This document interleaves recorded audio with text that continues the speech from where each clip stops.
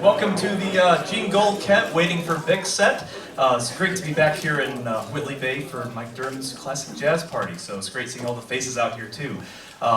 This is a joy for me because I've been loving the Goldkette music. I even donned my Jean Goldkette glasses from the 20s, so brought them over from America. So I didn't get stopped by TSA, which is great. It's always a pleasant experience in the United States these days. But this set, we have some novelties for you. I've been a Goldkette historian now for well over 15 years and really enjoying the information I learn about him. And so there's some special treats in the set that you will not hear anywhere else. And when I was organizing the set, I said, what better place to play this music than in Whitley Bay, where these dreams can come true like this. So we hope you enjoy some of these novelties and these songs that the band recorded while they were waiting for Bix to join the group in 1926. So we're going to start with no big band, just tenor sax and piano. And on this we're going to feature Andrew Oliver on the piano, who will be playing the role of Jean Goldkette. And on the tenor saxophone, doing a beautiful job with the Dwayne Sawyer part, will be Michael McQuaid. And a lot of people don't know that Jean Goldkette was a very accomplished pianist. And when he was doing classical music at the Moscow Conservatory, he was really learning the classics. But then when the jazz movement took over, he was wanting to be a part of that and continued that knowledge and playing it on the piano. But in the 1920s, when he had his band in Detroit, George Gershwin had fallen ill and he was supposed to come in and do the Rhapsody in Blue. So they went to Goldkette and they said, well, we would like you to fill in for Gershwin if you can. And he goes, I would really appreciate that, but I'd like to play something a little bit more difficult than the Rhapsody in Blue, please. And they thought, well, this guy's a big jerk, what's going on? And so he went in and played McDowell's Piano Concerto in A minor with one-day rehearsal. And they were saying, here's this jazz guy coming in playing classical music, what is he gonna do? And he blew the crowd away, and the next day in the newspaper they were writing him up with rave reviews of his performances. So for the following years they would ask him to come back as a guest artist with the orchestra there in Detroit, which is great. So the first song, he and Dwayne Sawyer made a recording for the Jeanette record label in 1918. This is right after he had just gotten out of serving for World War I, which he was then able to become a citizen of the United States. And so I have transcribed this out, note for note, and just as a fair warning, this is not how Michael McQuaid normally sounds. So he is going to do the part justice. He is a fantastic player, but when you hear this, this is how the actual record sounded. You had Jean Goldkette tearing up the piano, and I was like, oh my gosh, this is brilliant. And then all of a sudden Dwayne Sawyer comes in and is like, shut that guy up, what is he doing? He's ruining the record. And he just keeps going and going and going. So for you saxophonists out there, you're going to really appreciate this. There are two songs. The first one's entitled Going Up and Here's to the Two of You. It's a nice medley. So here is Michael and Andrew to represent that from 1918.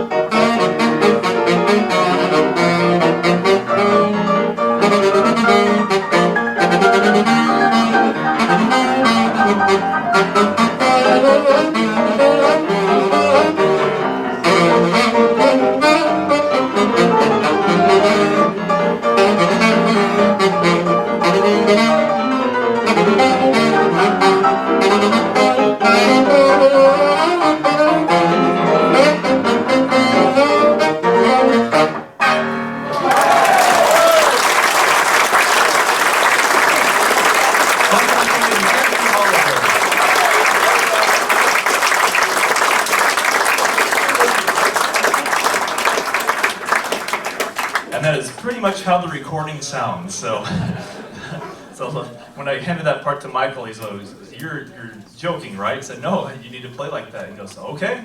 So he made sure to listen to the recording at home, so in case he would get sick, then he wouldn't be in public while he's listening to it. So. Although, in all honest truth, I didn't practice at home for fear of the neighbours complaining.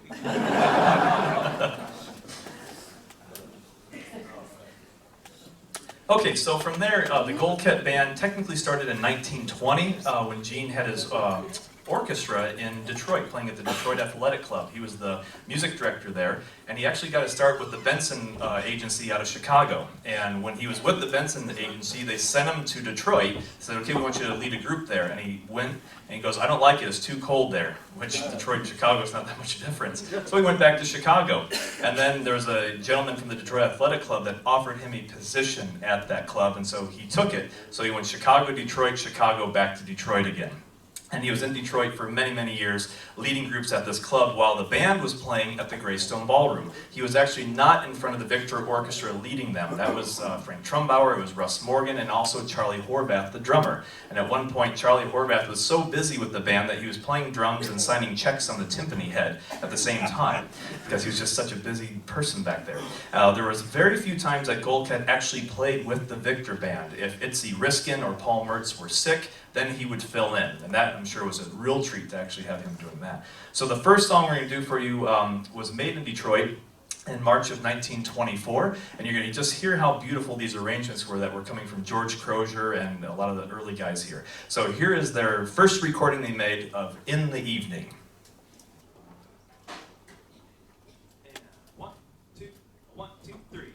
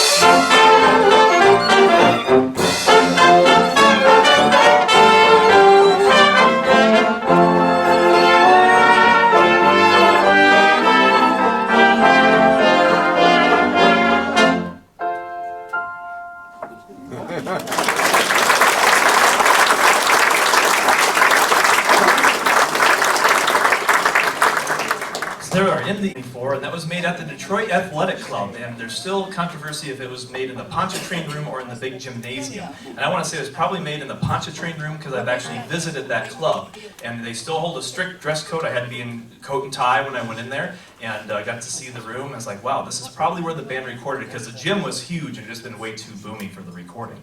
And so I like how Michael said when he was talking about his New Orleans set, how he had the dates, and it's like, wow, those guys were there recording on those particular dates and making these great sides. The next song we're going to play for you is made on the same exact date in the same location. And it just shows the variety that was coming up with these arrangements with these great arrangers and musicians in the band. George Crozier was a trombone player, but he did a lot of the arrangements in the early days. And a story that Joe Venuti told was that, I don't know if it was with this song or In the Evening or Where the Lazy Daisies Grow, that as he passed the parts out, he had to go do something. So Joe Venuti started writing accidentals in all of the parts because they're all in pencil. And so the band started playing, and George Crozier was a perfectionist. And so when he came back and the band started playing, there were all these wrong notes being played, and George is shaking his head like, what is going on? And so Joe Venuti starts waving his bow everywhere, and he goes, man, you really screwed up on this one, didn't you? And so George took all the parts back and he rewrote it. He's like, I must have been making mistakes somewhere. And so he rewrote the parts, and so of course when the parts were issued again, Joe does the same thing again. And he just kept doing this to George until he finally caught on that it was Venuti writing in accidentals. So that's the clean Venuti joke I can say. So, but this one you're going to actually hear 3 clarinets, which is wonderful. And you're going to hear Michael McQuaid doing a great solo here. And this is Norman Field's favorite record from the Goldkette Band. And when he was in Davenport, he didn't have this as a 19,000 series Victor, and he goes, yes, I'm looking for It's the Blues, and it's 19,600, and do you have a copy? He said, I have an extra copy, and his eyes got really big. And he goes, oh, well, how much are you willing to sell that for? I said, I'll just give it to you. And he goes, really? And I said, yeah. I said, I have an extra copy. I'll give one to you. Oh, those are so hard to find. And so when I visited his place in Birmingham a couple years ago, he gave me a Chauncey Morehouse record that I was looking for. He goes, this is for the It's the Blues record I have not forgotten. So, in wonderful Norman form. So miss seeing him, but love him to death. So this is dedicated to Norman. Here's It's the Blues.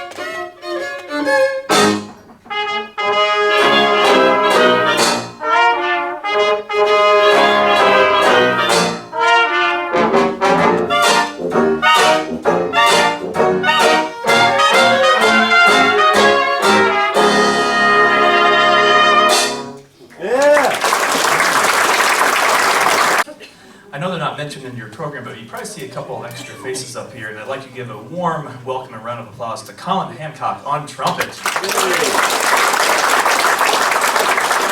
also on trombone with Alistair Allen.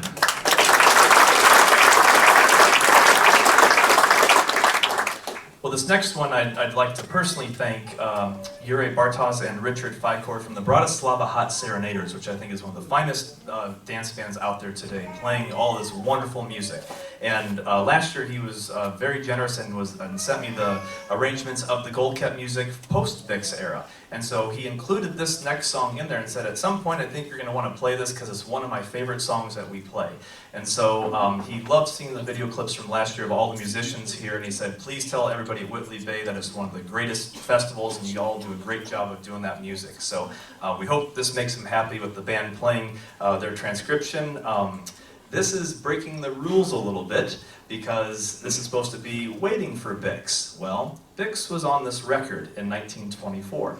And so at the end of this, we'll make sure the person playing the Bix solo is fired by Eddie King, just like it was in the studio.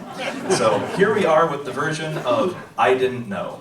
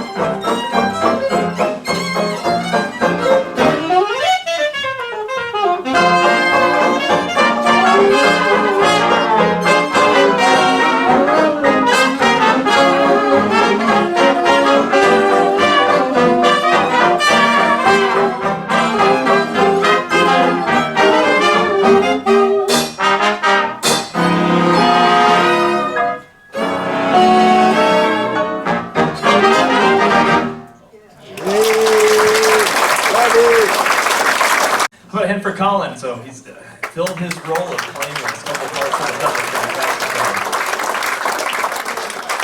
Yeah, he's the one that got fired all. And how about a hand for Andy Schuum on the big solo? So he's gonna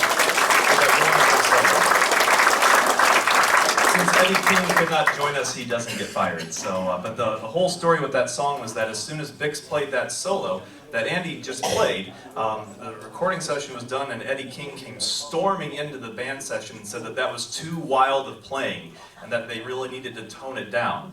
And pretty much gave Goldkette an ultimatum that he either let Bix go or that he was done with the recording sessions with the band because he was the president of the Victor Company. So he had to let Bix go at that time. So here they are without Bix again. But don't worry, in 1926, Bix got to come back and play with the band again. So now we're going to have another treat for you. In 1926, there was a recording made, 2 recordings made that were rejected by the Victor Company.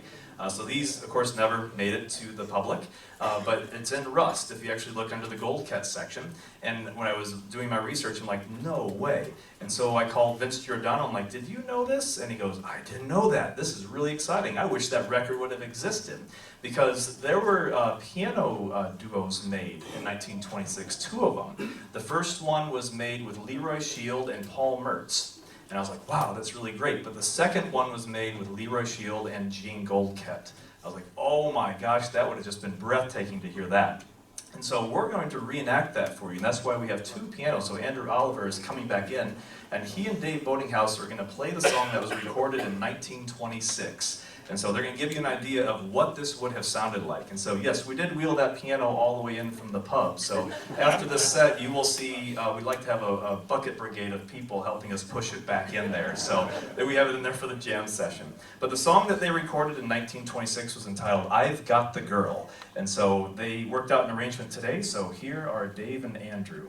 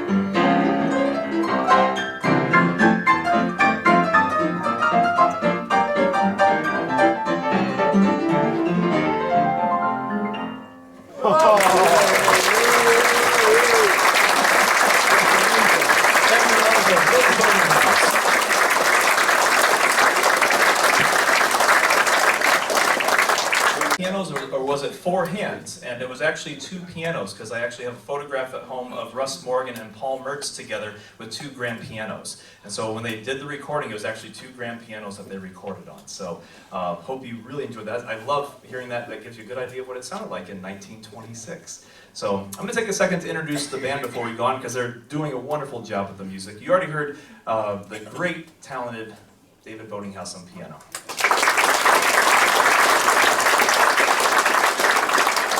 On violin, we have Emma Fisk. Bringing the legend and legacy of Dwayne Sawyer back, we have Michael McQuaid on tenor sax. On alto sax and clarinet, doing a wonderful job, we have Richard Exall. also on alto and clarinet, we have Stephane Gillot.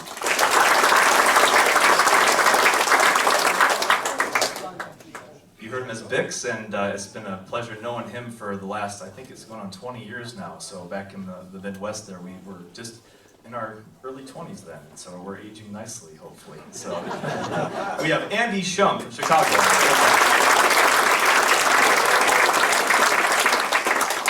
And another really hot cornet player that came out of New York, got to do the show with me in Chambersburg with my Greystone Monarchs in Chauncey Morehouse's hometown. We have Mike Davis.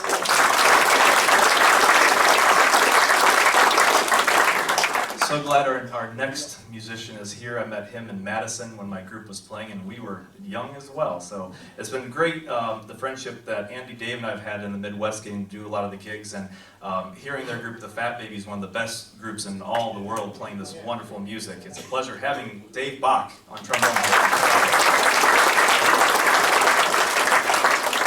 You heard him already. He's been doing a wonderful job. We have Alistair Allen on trombone. Back on the banjo, doing a great job of doing the Howdy Quicksell parts there. Howdy was one of the longest running members of the Goldkette band. We have Lemair on banjo. And you heard him doing those low notes because Irish Henry was the great tuba player for the Goldkette band. We had Phil Rutherford on sousaphone.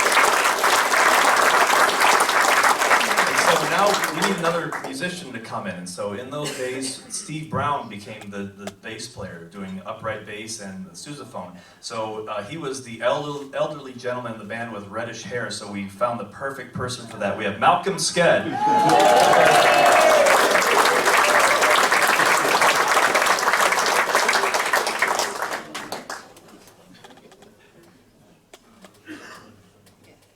So as he's getting set up, the next song we're going to play is actually an arrangement that was done by the great Russ Morgan.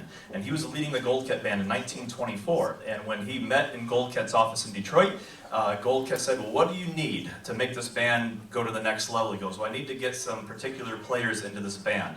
So he brought Fuzzy Farrar in, and he brought Chauncey Morehouse in. He was bringing all of his Pennsylvania buddies, because Russ Morgan was a member of the Scranton Sirens. And so here you had the Dorsey brothers already in there from Pennsylvania. You had Chauncey Morehouse, you had Fuzzy Farrar. The group had a bunch of Pennsylvanians in there. And so we're going to give you the version that Russ Morgan made for the band, and this was one of the most popular songs the band played, because on this particular song, Steve Brown would come to the front of the band and he would do a solo. And everybody thought it was Bix that everybody would come and hear and the musicians would flock to see. It was Steve Brown. As soon as he would start doing his slap bass solo, the audience would stop dancing. It was that much of a draw.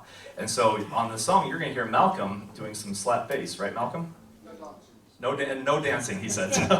So here we are with the Russ Morgan arrangement of Dinah.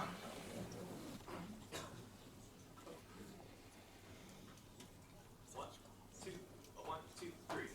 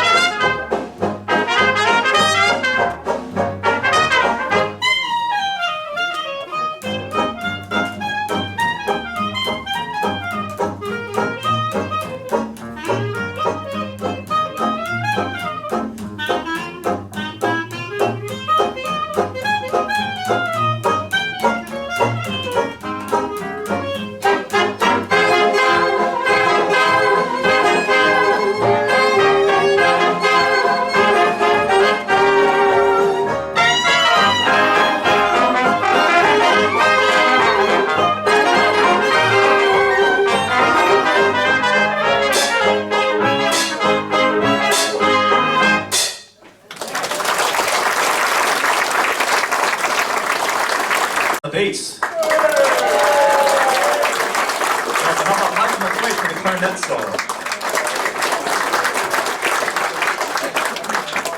But now we're going to go to, again, stay in 1926. This was just getting close to the time. How about a hand for Alistair Allen? That's right, he finished his duties here with the band. So, wonderful job. We're losing members. Gin for Bix, that's right. So in 1926, this next song is one that I worked out for the band, and there's a great solo you're going to hear from Mike Davis here, because one of the strongest players of the band was Fuzzy Farrar, who was the lead trumpet player. And there's an interview that was done in the 1950s and 60s called What's Left of Goldkette, and it was all the surviving members of the Goldkette band were being passed around this reel-to-reel tape that was started by Doc Riker, who played lead alto. And they had microphones at home, and they all had the reel machines, and so they were documenting their days with the Goldkette band, telling stories, and then a couple of them actually would play on the end. And when Fuzzy Farrar would play, that sound, that vibrato he has, like, oh my gosh, it just sends chills up your back, because it's just beautiful. But he had such a powerful sound coming out of that horn, even at an older age. It's like, how are you doing that? But it's just because they love the music. But the neat thing with the Goldkette band is that they stayed friends, even for that short time the band was together, from 1924 to, let's say, 29. They stayed friends for the rest of their life, going so much to the Bix Jazz Festival in Davenport, where we're from. 1971 started everything, but in 1972, the Goldkette members showed up in Bix's hometown. And they were there to remember Bix, because they loved Bix. They knew that he was a very special musician in that band that really made that sound. And so when they came back, it was Bill Krenz, it was Paul Mertz, it was Chauncey Morehouse, Bill Rank, Spiegel Wilcox. And the story goes Virginia Horvath, who was Charlie's sister, later was in a relationship with Chauncey Morehouse. And she remembers going to one of the reunions that they were having out in New Jersey, and she's like, well, no one's going to really know me. And so she said, I went to this table, and this is in an interview. She goes, I went up to this table, and there's a bunch of elderly gentlemen sitting there. And she's like, I just tapped this one guy on the shoulder and said, yeah, my name is Virginia Horvath. I'm the sister of Charlie. Are there any of the Goldkette members here, the Goldkette men? And she said, all of a sudden, 6 gentlemen all stood up at the same time. And they said, we're the Goldkette men. And so they brought her right into their family circle, and she said, from there on out, we were still family. She goes, they all remembered me, they gave me big hugs, and she goes, there was something special about that group out of any other band of the day. She goes, we were like family. And so the neat thing with doing this set is, when I was planning all this, it's just like, this set means a lot to me to play it here, because this is like family, it's a big reunion. And so this is a place where I know that it would be appreciated. I can't do this at home and play Dwayne Sawyer and get applause like that. I'd get fired from my job. So, but just having everybody here, it's like a big family reunion. So on this next song, you're going to hear some beautiful sounds coming out of the arrangement. But listen to when Mike takes his trumpet solo here, like Fuzzy Farrar. It's just a beautiful sound. No pressure, Mike. So, so here we go with their version of Roses. 3.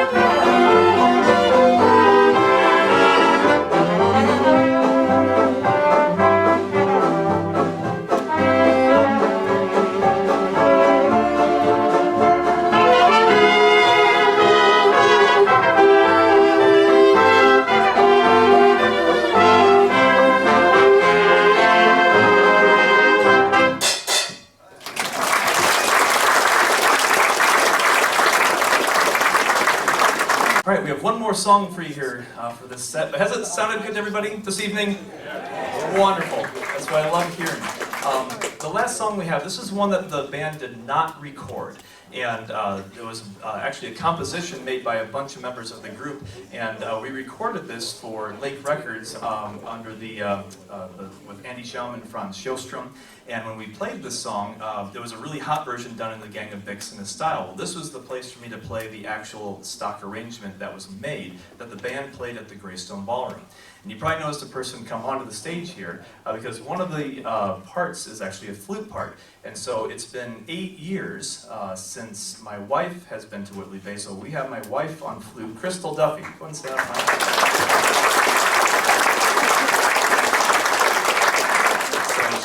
She's a para-educator. She helps teachers in schools, and she got the okay from her principal that she could come back to Whitley Bay, and so she was so excited, and so we wanted to take advantage of that because she loves coming to England. It's her favorite country, and I know because she's reading the books and watching the films and everything at home. Everything is British, and she loves it. So you have one of your own fans right here. So with my wife, so she loves being here.